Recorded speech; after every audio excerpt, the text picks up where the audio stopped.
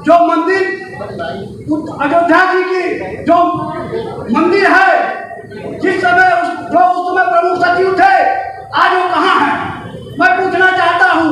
विधायक जी ने ही बताया था कि आपके परिवार के द्वारा दान दी गई जमीन जो रामलला के नाम से है, उस पर लोगों ने अतिक्रमण कर लिया।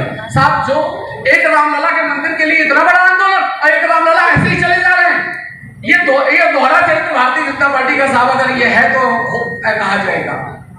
एक दो कंपनियां केवल थी, एक दो कंपनियां चलती थी, उसमें भी आप लोगों का बंटवारा था। कौन कंपनी को उसकी कौन कंपनी? माननीय विधायक की गैलेंट किसके सरकार में लगा है? आप जान लीजिए, गैलेंट कंपनी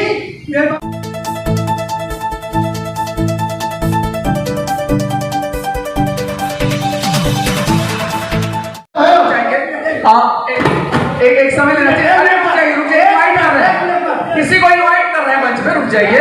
आदरणीय ब्रजेश मणि मिश्रा जी, प्रवक्ता भारतीय जनता पार्टी, हम चाहते हैं हम मंच पे आवे और पक्ष रखे पार्टी का। प्रिया पाठक, समाजवादी पार्टी महिला मोर्चा महासचिव, प्लीज मैम आइए, आप पार्टी का पक्ष रखिए। एक चेयर रहो यार।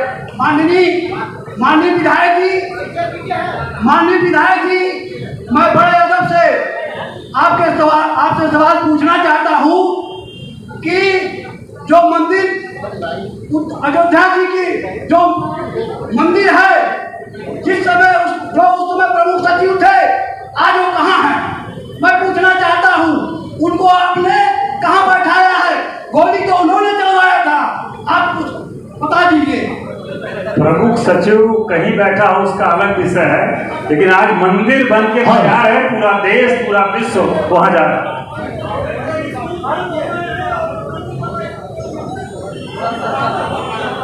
हेलो, अवधेश मिश्रा जी आए हुए हैं समर समाज पार्टी से। एक मिनट, आदरणीय अवधेश मिश्रा जी आए हुए, प्लीज सर, आप समर समाज पार्टी से हैं, राष्ट्रीय अध्यक्ष हैं, इनवाइट सर मंच में। आप अपनी पार्टी का पक्ष रखेंगे थोड़ा किसका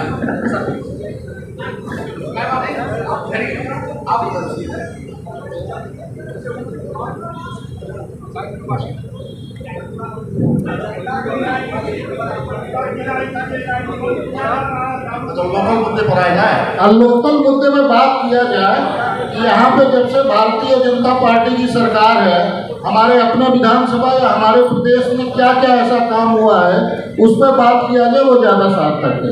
सर, एक सवाल और है। माननीय विधायक जी, पूरा गीजा क्षेत्र में जितनी फैक्ट्रियां हैं, क्या यहाँ श्रम कानून लागू है किसी फैक्ट्री में? आप पता लगा लीजिए, कहीं श्रम कानून लागू नहीं है। श्रम कानून के खिलाफ सारे फैक्ट्रियां के लोग काम कर रहे हैं। फैक्ट्री चलेगी और खुलेगी तो कानून तो लगेगा ही, लेकिन जब आपकी सरकार में फैक्ट्री ही नहीं आती थी, लोग डरते थे। एक दो कंपनियां केवल थी, एक दो कंपनियां चलती थी, उसमें भी आप लोगों का बंटवारा था। कौन कंपनी को उसकी कौन कंपनी? माननीय विधायक की गैलेंट किसके सरकार में लगा है? आप जान लीजिए, गैलेंट कंपनी ये बगल में है, किसके सरकार में? एक सवाल मैं लेता हूँ विधायक जी, मैं एक सवाल लेता हूँ। अभी जब जिस पीरियड में हम लोग डिबेट कर रहे थे, ज्ञान प्रकाश चतुर्वेदी जी बैठे हुए थे, हमारी आपकी वार्ता हो रही थी परिचर्चा के दौरान, उस बीच में हमने एक सवाल किया था कि रामलला के नाम से आवंटित भूमि जो रावत साहब परिवार ने दान दी थी, अतिक्रमण की गई है। आज उस परिवार से पूर्व विधायक यशपाल रावत साहब हमारे बीच में है। साहब, ये सवाल आप ही का है, जरा माइक वहां पहुंचाइएगा, विधायक जी के पास माइक पहुंचाइए। अरे विधायक जी यहाँ बैठवाइए,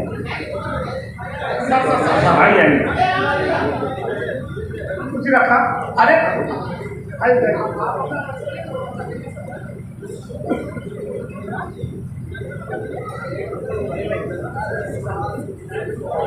हाँ बताए सर, ये सवाल विधायक जी के थे।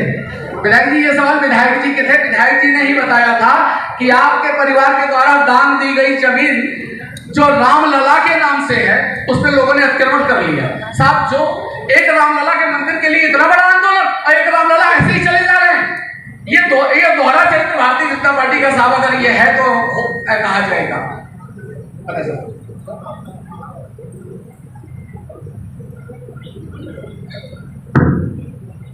सर्वप्रथम सजनमा के लिए आज आप सभी लोग जो बाहर खड़े हैं वो अंदर आके अपना स्थान ग्रहण कर लें। प्लीज आप लोग आके सीट ले लें। आज पत्रकारों की तरफ से ग्रामीण पत्रकार एसोसिएशन उत्तर प्रदेश की तरफ से आज कार्यक्रम लगाया गया है। जिन साथी पत्रकार बंधुओं इसमें सहयोग किए हैं, पूरा सजनवा विधानसभा में घूम घूम कर एक अलग जगह है और पंचायत बैठाएं सजनवा विधानसभा के लिए, उनको मैं बधाई देता हूं और साथ साथ यहाँ पर जो लोग बैठे हैं उनको भी आभार प्रकट करता हूँ इस समय से। और सजनवा के बारे में सोच रखते हैं और सजनवा की विकास के बारे में सोच रखते हैं, अच्छी बात है। जितने लोग हैं मैं उनका आभार प्रकट करता हूँ। इस समय यहाँ के मौजूदा विधायक जी हैं और हमारे यहाँ दल के हैं और रामनाथ डिबेट कर रहे हैं समाजवादी पार्टी, उनका भी मैं आभार प्रकट करता हूँ। और जो आज के जज साहब हैं उनका भी आभार प्रकट करता हूँ जो पत्रकार की तरफ से बने हैं।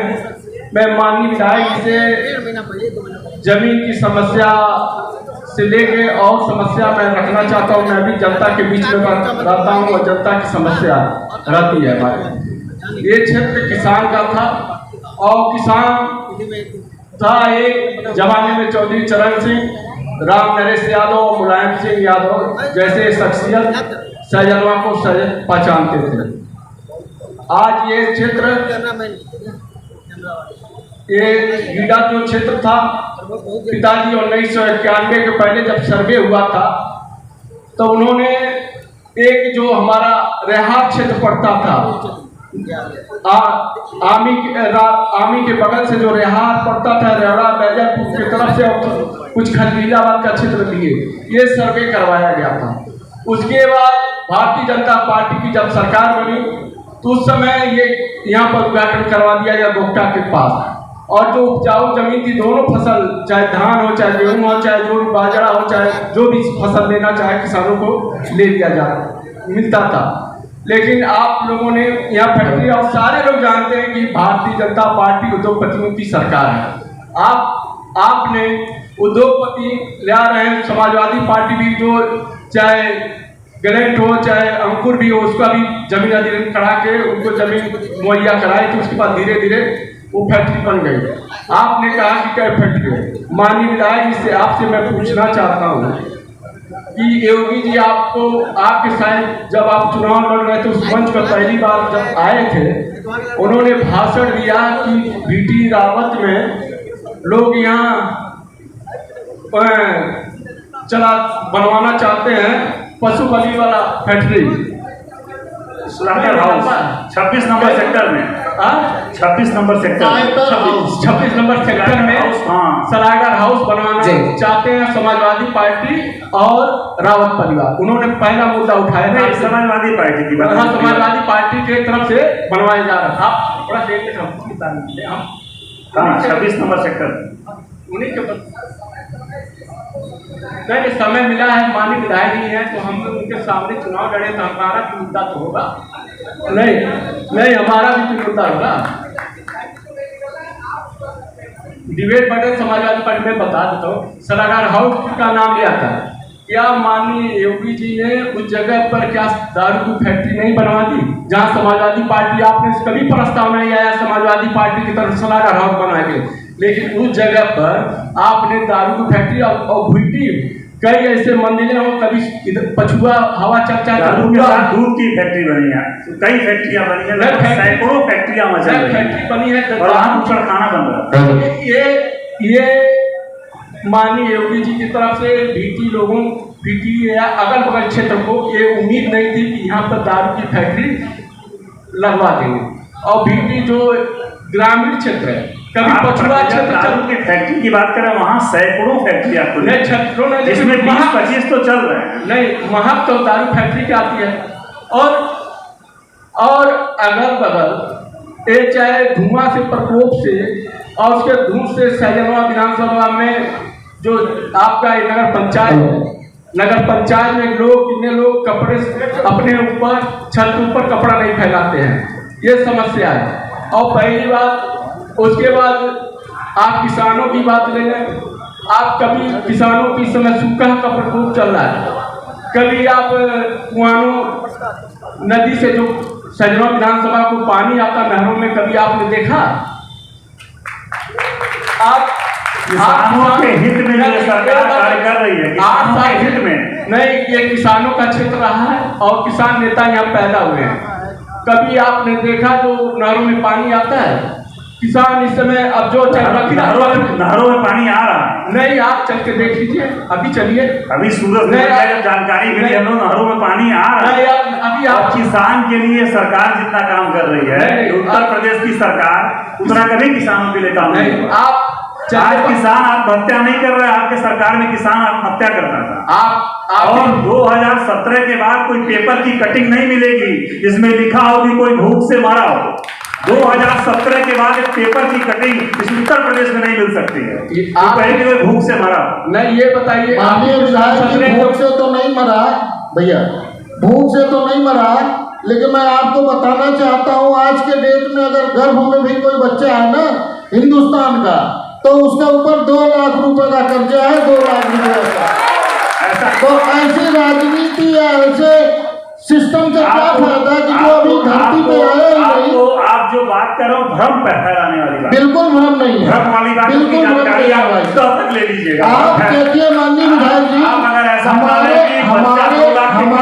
देश में रेलवे है, रेल है, सबको प्राइवेटाइज कर दिया। आम आदमी तो खत्म हो गई इसी मुद्दे पर। आपका मुद्दा कहीं नहीं चला, आपका मुद्दा कहीं नहीं चला। मैं उस मुद्दे की बात कर रहा हूँ। दिल्ली में पूरा फ्लॉप हो चुके हैं। अच्छा ये बताइए दिल्ली में फ्लॉप होने का कारण भैया, तो आपकी जमीन भी ना है। दिल्ली में फ्लॉप होने का कारण सुनिए, एक बच्चा 9 महीने बाद पैदा होता है, एक मंत्री के घर में लास्ट के 6 दिन में 65 लोग पैदा हुए। बताइए जो हमारे वोटर है वहां के, उनका 26-26 हजार लोगों का नाम निकाल के उड़ा दिया गया। 36-36 हजार लोग बाहर से आ रहे हैं। तो देखिए डाटा उठा के देखिए। अरे जनता ने बता दिया, फैलाने वाला है नहीं यहाँ, बिना मतलब इसे बुलवाया जा रहा है। कुछ है नहीं आपका यहाँ, ना कोई मुद्दा है ना कोई बोल रहे थे, ये कुछ समझ रहे थे, वो ठीक था।